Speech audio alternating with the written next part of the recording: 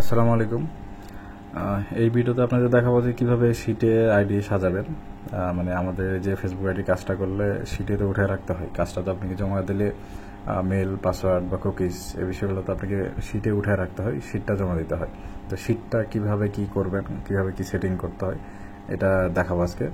তো ফার্স্টে play store থেকে হচ্ছে শিট নামায় নেবেন। এই যে বাম পাশে যেই শিট দেখতেছেন, এটা প্লে স্টোরে গেলে আপনি সার্চ দিলে পাবেন। আমি দেখা দিচ্ছি, এখানে শিট লিখে যদি সার্চ দেন, এই যে শিট, সেকেন্ডটা হচ্ছে শিট।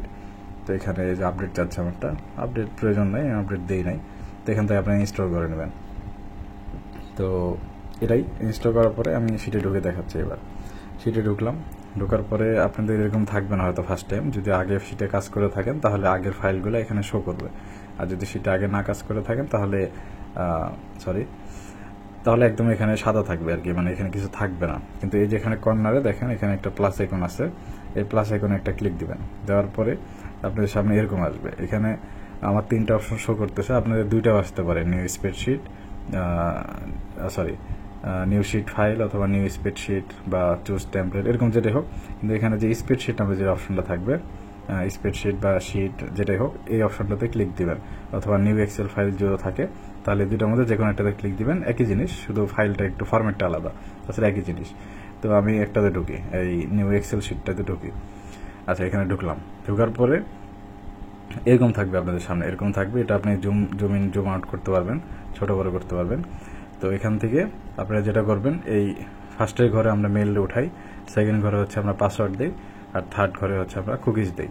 তো আমরা একটু নিয়ে আসি এখানে বসাই, কীভাবে বসাই এটা দেখে নেন। ধরেন একটা মেল নিয়ে আসি ফেসবুকে, একটা হচ্ছে যে জিমেল নিয়ে আসি। এটা মনে করেন আমাদের ফেসবুকের মেল, মানে যে মেল দিয়ে আমরা অ্যাকাউন্ট খুলছি সেই মেলটা এখানে আমরা পেস্ট করব। ওখানে আমরা চাপ দিয়ে ধরলেও আমরা পেস্ট করতে পারবো। ধরেন এটা এই বক্সে আমি বসাবো, এখানে যদি চাপ দিয়ে ধরি তাহলে এখানে পেস্ট করতে পারবো। আমি কেটে দিই। আর যদি আমি চাই যে এখানে করব, এই যেই ঘরে বসাবো এই ঘরটাতে ক্লিক দিয়ে এদের নিচে দেখেন একটা বক্স পাবেন, এখানে নিচে এদের নিচে একটা বক্স আছে, যেই ঘরে ক্লিক দেন আপনি, ক্লিক দেওয়ার পর নিচে যে বক্স যেটা আছে ইন্টার টেক্সট আর ফর্মুলা লেখা আছে, এখানে একটা ক্লিক দিলে এখানে টাইপিংয়ের আপনি অপশন পাবেন। এখানে যা টাইপিং করবেন ওই ঘরে সেটা বসে যাবে। এখানে আপনি যদি পেস্ট করে দেন মেলটা তাহলে এখানে বসবে।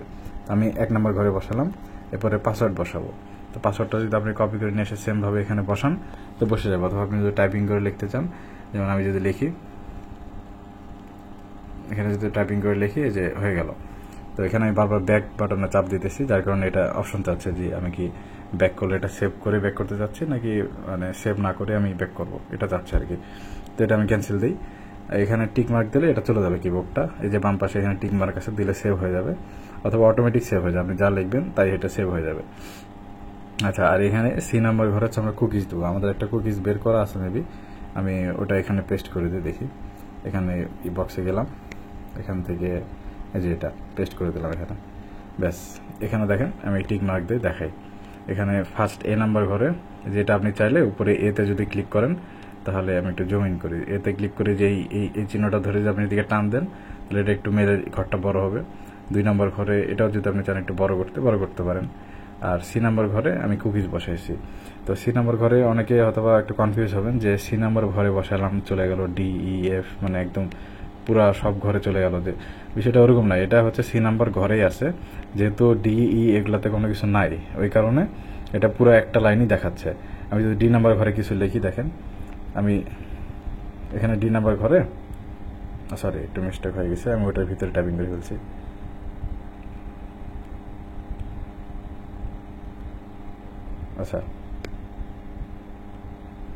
আচ্ছা, ওখানে দেখাচ্ছে না, কিন্তু এটা হচ্ছে যে সি নাম্বার ঘরের ভিতরে আছে, বুঝছেন আপনার, এটা ডি নাম্বার ঘরে নাই। আপনি যদি ডি নাম্বার ঘরে অন্য কিছু লেখেন, ডি নাম্বার ঘরে যদি অন্য কিছু আমি টাইপ করি, এখানে যদি অন্য কিছু ডি নাম্বার ঘরে আমি টাইপ করি, ওটা ডি নাম্বার ঘরের মধ্যেই থাকবে।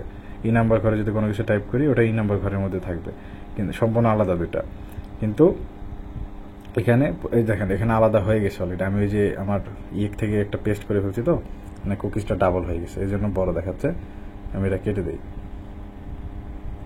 সিলেক্ট অল দিয়ে কেটে দিই। এই যে দেখেন, এবার দেখেন এখানে সি নাম্বার ঘরে এটা ফুল দেখাচ্ছে। তো আমি ডি নাম্বার ঘরে কিছু একটা লিখি, এই যে লিখলাম, এখন দেখেন ছোট হয়ে গেছে। এখন কিন্তু এদিকে আর কিন্তু নাই, এদিকে নাই বলতে এটা সি নাম্বার ঘরে আছে, সি নাম্বার ঘরের ভিতরে আছে। আপনি যদি নিচে যে বক্সে দেখেন, এই যে অনেক বড়, এটা অনেক বড়, হ্যাঁ, এটা সি নাম্বার ঘরে আছে, মানে এটা নিচ দিয়ে চলে গেছে লাইনটা। আর যখন ডি নাম্বার ঘরে আমরা কিছু লিখি নাই, তখন মনে করেন যে এটা পুরোটা হয়ে গেছে আর কি। এই তো ওটা নিয়ে আপনার কোনো মাথা ব্যথা নাই, ওটা নিয়ে দেখতে হবে না। আপনি এ নাম্বার ঘরে হচ্ছে যে মেল বসাবেন, বি নাম্বার ঘরে হচ্ছে যে পাসওয়ার্ড বসাবেন, আর সি নাম্বার ঘরে আপনি হচ্ছে কুকিজটা বসাবেন। এরকমভাবে আমাদের কাছে আর কি কাজটা জমা দিবেন। আর আরেকটা হচ্ছে বিষয়, এই শিটে বসানোর পরে এই যে ডান সাইডে কর্নারে একটা যে থ্রি ডট অপশন আছে, মোর অপশন, এখানে যাবেন। যাওয়ার পর এখানে আনটাইটেল লেখা থাকে, আনটাইটেলে একটা ক্লিক দিবেন। এখানে যদি সেভ করতে বলে তাহলে সেভ করে নেবেন, আর সেভের অপশন না আসলে সমস্যা নেই।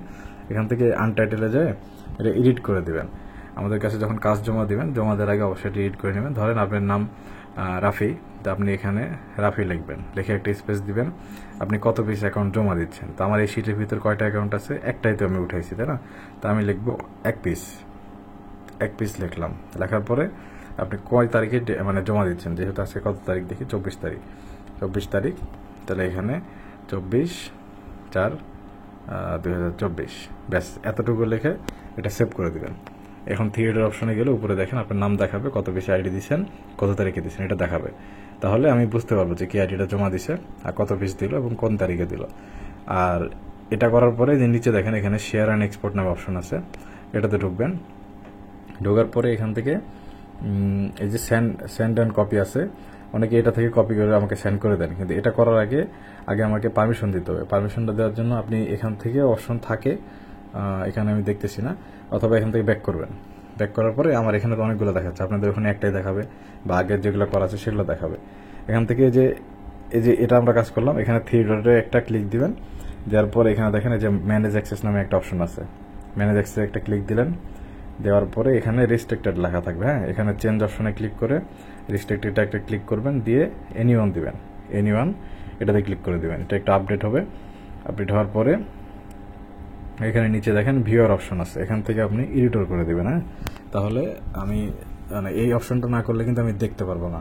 আর এই এডিটর করার পরে আমি মানে করলে আর কি আমি এডিট করতে পারবো। আপনি কোনো কিছু ভুল টুল থাকলে আমি ওটা এডিট করে ঠিক করে দিতে পারবো, কিন্তু এডিট না করে দিতে পারবো না। এডিটর না দেওয়া থাকলে আমি কিন্তু শুধু দেখতে পারবো, কোনো কিছু আমি মানে এই যে যেমন আমি কাটলাম বা কোনো কিছু বসালাম, এটা আমি কোনো কিছু করতে পারবো না।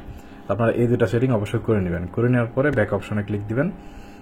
ব্যাক অপশনে ক্লিক দিয়ে এখন এখান থেকে আপনারা চাইলে এই যে কপি লিঙ্ক, এই লিঙ্কটা এখান থেকে কপি করতে পারেন, অথবা এর ভিতরে যদি ঢোকেন, মানে এই পারমিশনটা দেওয়ার জন্য আপনি বাইরে যাবেন। আর এরপরে ভিতরে ঢুকলে এখান থেকে থ্রি ডট থেকে আপনি যদি শেয়ার অ্যান্ড এক্সপোর্টে যান, এখান থেকে আপনি চাইলে এই যে কপি লিঙ্ক এখান থেকে করতে পারেন। এই যে ম্যানেজ অ্যাক্সেসের অপশনটা এখানেও আসছে, হ্যাঁ, এখান থেকে আপনি একই অপশন এখান থেকে করতে পারেন বা বাইরে থেকে করতে পারেন। এই যে একবার যেহেতু আমরা করছি আর করার দরকার নেই। তো এখান থেকে এই যে কপি লিঙ্ক, যেটা শেয়ার অ্যান্ড এক্সপোর্ট, এখান থেকে কপি লিঙ্ক দিলে এই যে লিঙ্কটা হবে এরকম। আমি সিটে একটু বসাই দেখাই লিঙ্কটা কেমন হয়।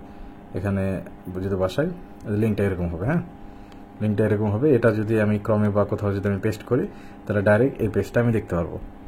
আমি যদি ক্রমে এটা পেস্ট করে দিই, দেখাই আমি লিঙ্কটা আমি পেস্ট করে দিলাম, এরকম আসবে, ঠিক আছে। দেখেন আমি এই যে 15 নম্বর ঘরে যে লিঙ্কটা বসাইছিলাম, লিঙ্কটাও দেখাচ্ছে। আর এদিকে আমার যে 1 নম্বর এ নাম্বারে মেল, বি নাম্বারে পাসওয়ার্ড, সি নাম্বারে হচ্ছে যে কুকিজ আছে, এখানে সব দেখাচ্ছে। তো আপনি আমাকে লিঙ্কটা দিলে আমি হচ্ছে এভাবে দেখতে পারবো। আর আমাদের আইডি কিভাবে সাবমিট করতে হবে এটার ভিডিও আমি দিচ্ছি। এর পরের ভিডিওতে আমি এই ভিডিও মানে কিভাবে জমা দিবেন ওটা আমি একটা ভিডিও করে দেব। তো আজকের মধ্যে এতটুকুই, ভিডিও একটু বড় হয়ে গেল। তো যাই হোক, আসসালামু আলাইকুম।